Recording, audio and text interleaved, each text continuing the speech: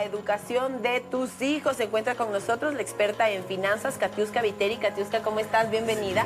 Un gusto tenerte en el programa. Importantísimo tema. Estábamos hablando del estrés de los niños, de la depresión de los niños, de la vasectomía también, y ahora, por supuesto, de este ahorro que es súper importante y que muchas veces pues no le damos la prioridad o la importancia que en realidad necesita. Bienvenida. Podríamos hacerle un slash, que diga cómo ahorrar para la educación de nuestros hijos o cómo ahorrar para la vasectomía también de paso. Ya que tuvimos el tema anterior, también le puede servir ya. El ahorro de los padres. Ajá. Sí, por supuesto. Las dos cosas son muy interesantes, ¿no? Muy importantes, ahora más que nunca. Ahora sí, el ahorro para la educación de nuestros hijos. Sabemos que si hablamos de Ecuador, vivimos en un país que es muy costosa la educación de nuestros hijos, y si tenemos esa posibilidad de ir haciendo esos ahorros pequeñitos que nos van a aliviar en el tiempo, es importante. Pero, ¿cómo hacerlo? Bueno, muchas gracias por la invitación. La verdad es que nosotros en el Ecuador no tenemos esta cultura de ahorro, y menos aún las mujeres. Siempre dejamos esta responsabilidad a los hombres. Entonces creo que es importante que las mujeres sepamos hoy que nosotros también podemos poner un granito de arena en este ahorro de nuestros hijos. ¿Y cómo lo logramos? Yo creo que nosotros podemos ahorrar teniendo más conocimiento sobre en qué ahorrar, en qué invertir, cómo hacer que nuestros pequeños ahorritos crezcan de una forma más importante para que luego tengamos esta facilidad de darles a nuestros hijos una mejor educación, o que si salen fuera del país podamos financiarlos, ¿no? Nosotros como papás siempre pensamos que la mejor herencia es dejarles una casa o un carro, pero yo creo que hoy más que nunca lo que nosotros podemos darles a nuestros hijos es este ahorro, esta educación que les va a permitir a ellos valerse por sí mismos luego. Entonces, ¿qué es lo que nosotros tenemos en el Ecuador como posibilidades de ahorro? Por supuesto, tenemos la banca, que todos conocemos, que sabemos que es nuestro primer paso, digamos, para el ahorro. Y dentro de eso tenemos también el mercado de valores, que en el Ecuador es un mercado muy pequeño, desconocido, porque básicamente aquí no existe cultura bursátil. Entonces, ¿qué es lo que hacemos nosotros para lograr estos crecimientos importantes en el mercado? Primero podemos ahorrar en el banco hasta llegar a tener una cantidad de más o menos $1000, y luego podemos pasar a invertir. ¿Cuál es la diferencia entre ahorrar e invertir? En el ahorro nosotros conseguimos crecimientos pequeños, digamos, ¿no es cierto? Tenemos crecimientos de un 3%, de un 4%, de un 5% en el mejor de los casos. En la inversión nosotros vamos a tener crecimientos de un 10%, de un 12%, dependiendo de en qué tipo de inversión nosotros coloquemos el dinero. Si nosotros nos referimos a un país cercano como Colombia, ustedes preguntan a cualquier persona en dónde realizas tus ahorros o tus inversiones.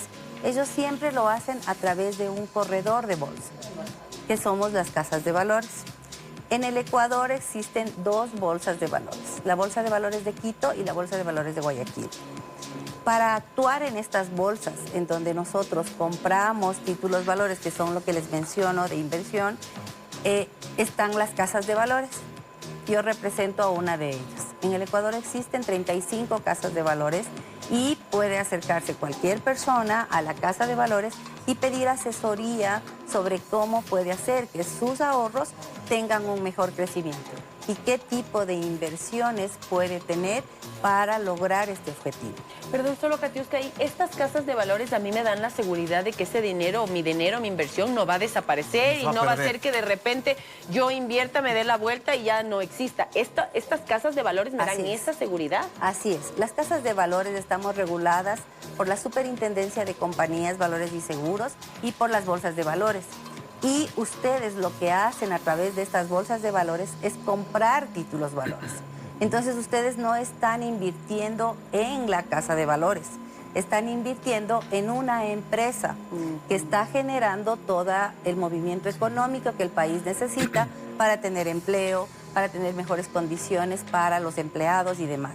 Entonces, como ven, el riesgo no está en la casa de valores, el riesgo está en la empresa en la que ustedes invierten. Katiuska, y cuéntanos un poquito, porque dijiste que con $1000 ya podríamos hacer esto, pero ¿cuál es lo recomendable? Porque claro, depende mucho de la cantidad con la que uno inicie también para ver el retorno. Igual pasa cuando uno invierte con el mismo banco, entre más tengas en el banco, pues el retorno va a ser grande. ¿Con cuánto tú nos recomendarías en realidad? Porque decías que con 1000 podríamos iniciar, pero ¿cuál es tu consejo para decir, mira, mejor arranquemos con 5000 porque vamos a tener más retorno? Ya, súper importante el punto que tú acabas de topar. Como les mencioné, este es un mercado. Entonces, en este mercado existen precios de los títulos que voy a comprar. No importa el monto que tú inviertas. Puedes invertir $1000, como puedes invertir $1.000.000, que si ese papel te da un rendimiento del 12%, tú vas a ganar el 12%. Les puedo citar como ejemplo de una inversión, por ejemplo, Corporación Favorita. Todos conocemos Corporación Favorita. Favorita nos da un rendimiento aproximadamente del 12% al año. Entonces, pueden ustedes ir y comprar acciones de Corporación Favorita y tener ese rendimiento del 12% al año. Correcto, eso es realmente interesante, esto de que no hemos escuchado, ¿no?, casi nada de cómo se puede jugar en este tema de valores y demás.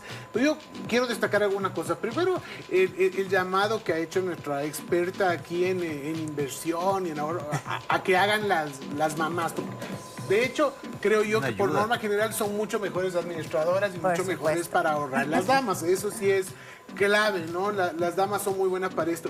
Y yo creo que sí hay que hacer un llamado en general al público, porque a que siempre estén apoyados en temas que sean absolutamente legales, totalmente legales, ya sea la banca, ya sea lo que ustedes elijan, por favor, la banca o esto de la Casa de Valores de Quito o de Guayaquil, que son normados por la Superintendencia de Compañías, normados por la Superintendencia de Bancos, por favor, porque se han escuchado casos escandalosos de captación ilegal de dinero, que todos sabemos los desenlaces terribles que han tenido. Entonces, yo creo que sí sería muy importante que usted haga ese llamado a la gente, que siempre, por favor, se vaya por lo legal, porque en este caso sí hay que decir que no todo lo que brilla es oro. Así es. Sí, y ahí es muy importante lo que tú acabas de topar.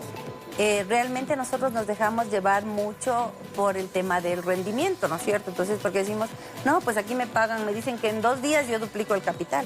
Cuando escuchen ese tipo de cosas, no lo hagan. Por favor, no lo hagan. Porque realmente esto no es cierto. Esos tipos de rendimiento solamente nos van a dar temas ilegales, como el narcotráfico, como otro tipo de actividades que realmente no son legales. Entonces, siempre va a haber un riesgo en una inversión, siempre. Quien les dice que no va a haber un riesgo en una inversión les está mintiendo, porque siempre pueden existir cualquier, por ejemplo, la pandemia. En la pandemia, ¿qué pasó? Muchas empresas no pudieron trabajar normalmente y demás. Entonces, este es un riesgo externo que nosotros no podemos manejar. Entonces, siempre tenemos que manejar el riesgo.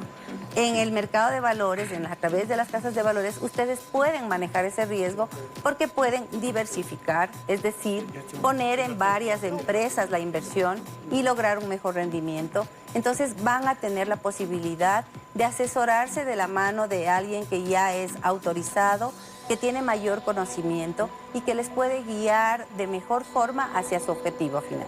Y yo creo que como recomendación que yo también les puedo dar, que también le puede ayudar para los estudios de su hijo, es a veces una inversión. Si usted invierte en que su hijo aprenda otro idioma como el inglés, usted no sabe cuántas becas se pierden por tema de idiomas, que eso le va a generar un ahorro después porque no tendrá que gastar en la educación, por becas que se pierden porque no tienen ese segundo idioma, que a veces necesariamente te piden como una nota, sino solo que hables del idioma, y se pierden muchas becas. Si usted quiere invertir en la educación de sus hijos, también puede ayudarlo con un segundo idioma para que aplique una de las becas, porque realmente usted no tiene idea de la cantidad de becas que se pierden, gratuitas, que tenemos acá por no hablar otro idioma. Agradecemos a Katiuska Viteri, experta en finanzas, con este tema de cómo ahorrar para la educación de nuestros hijos. Es importantísimo tener ese chip de ahorro que no tenemos muchos los ecuatorianos. Marcamos una pausa y ya regresamos con más de Saboreando la Mañana.